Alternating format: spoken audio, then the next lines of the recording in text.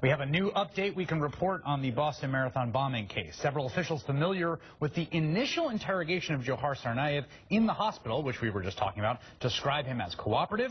A senior government official says he has told them by writing some answers and by nodding yes or shaking his head no to others that he and his brother were not in touch with any overseas terrorists or groups, that they conceived the bombing attack on their own, motivated, he told them, by religious fervor. They got their instructions on how to make bombs from the internet, he said, according to these officials. Once again, we just got that reporting in and wanted to update you. Now, earlier today, this was the scene at the United States Senate. I say that particularly those who are pointing to what happened, the terrible tragedy in Boston, as I would say, excuse for not doing a bill or delaying it many months or years. I never said that. I didn't say you did. Never said that. I didn't say you did, sir.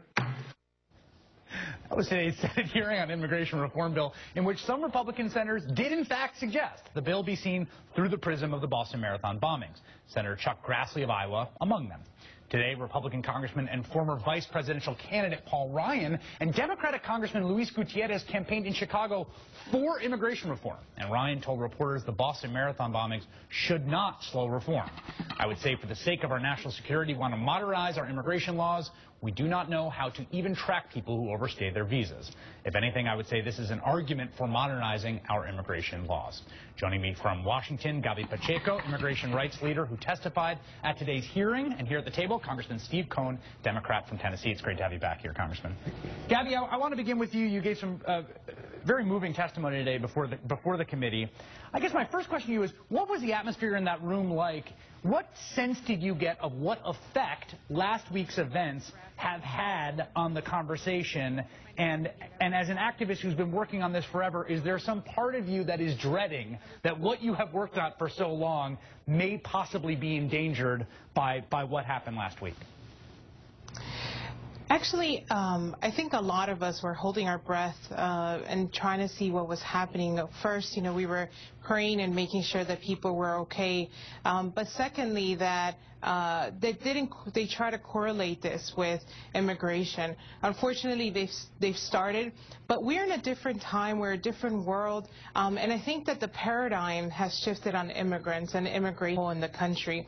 And so even though there was some tension at the beginning there in the panel, I think that there's a lot more acceptance, and I think that this bill's moving forward regardless of what happened in Boston. Do you really think that? You really think? I mean, we've been trying to game out in the wake of finding out that the people who are alleged to have done this were born abroad, which obviously I think bears no logical bearing on how comprehensive immigration reform should go forward, but might have a kind of political truck.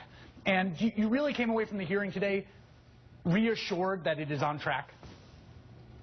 Well, I think the first thing is that they had another undocumented person speaking at it. This is the third time they have an undocumented person testify in front of the Senate, and so that says a lot, and I think things are changing. I think also the narratives of people like Carlos Arredondo, who's also an immigrant, who, without any regards to his life, went in there and started pinching and grabbing people and taking them out and throwing fences that were there to save people. And not only that, his son had also gone to Iraq and died in Iraq fighting for this country. So I think that the stories, the pictures that we're putting, the faces of immigrants that are coming out and saying, we love this country, we want to serve, have really been able to balance out what we hear with the fear-mongering.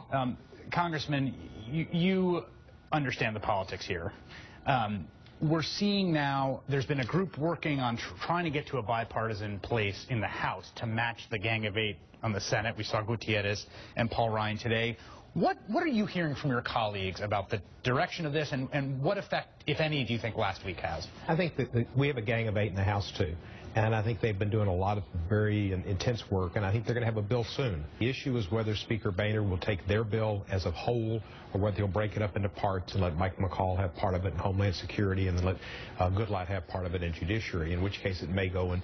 What would that mean if it was broken up for the bill's prospects? Well, it would mean that probably border security would get passed, and maybe STEM would get passed, but some other areas would not. And the DREAM Act would probably be in limbo and probably have a problem. And that would be unfortunate. Well, that would mean it wouldn't be comprehensive immigration reform. It would be piecemeal. It would be piecemeal. Gabby, what is your response to that? I should note for folks that you were born in Ecuador. You came here as a child. You are subject to the deferred action that was announced last year, meaning that you have a normalized status now, even though you don't have citizenship. What is your sense of the state of play of the House? You've been an incredible activist on this issue, and what would it mean if it did get broken up, as the congressman just noted? Well, I think that that's something that we're expecting. The House is a totally different, temperature of it is a little bit different. But I think that what's going to happen is that it's going to allow for different people to vote on different issues and different bills and what they mostly feel comfortable with. I think that with agriculture workers and DREAM Act is two pieces that we've come a long way. For Eric Cantor and other John Boehner to talk in favor of the DREAM Act, I think we've seen that we're going to have support of it. So we're going to see it in a piecemeal in the House. I think we're going to get a lot of legislations out of the House, and once they come into conference, we're going to get a bill that will be comprehensive. How much have things changed in terms of the tenor of this, particularly in the House part? The House Republican Caucus is probably the most conservative legislative caucus we've seen in many, many years, generations possibly. What is the tenor of the rhetoric amongst your Republican colleagues there, and is it moving in a direction where you can actually see something getting done? I think we're going to have something accomplished, and I think it's Stephen Colbert said, until the scientists can create a way for an Hispanic woman to give birth to an old white man, the Republicans for politics are going to have to be for immigration reform, and they are, and they realize that. They're going to be dragged into the 21st century as they have been on other issues. They're being dragged on health care, they're being dragged on minimum wage, they're being dragged. For the last 20, 30 years, they've been dragged. And that's what's happening. But they know for politically they have to pass a bill. DREAM Act's probably got a better chance than path to citizenship if it's broken up. And Speaker Boehner's going to try to do it, and he's going to ease along some. This incident in Boston's not going to help it. It shouldn't make a difference, but for people who want to stop it or slow it down, it will be slowing some. It's going to be really interesting to see how it plays out. Gabby, I trust your judgment on this, and I, too, after watching the opening fireworks, was actually fairly happy with the general tenor of the debate today. Gabby Pacheco, director of the Bridge Project, which has been doing the dragging that Congressman Steve Cohen of Tennessee was talking about. We will see you again later in the program. All right, up next.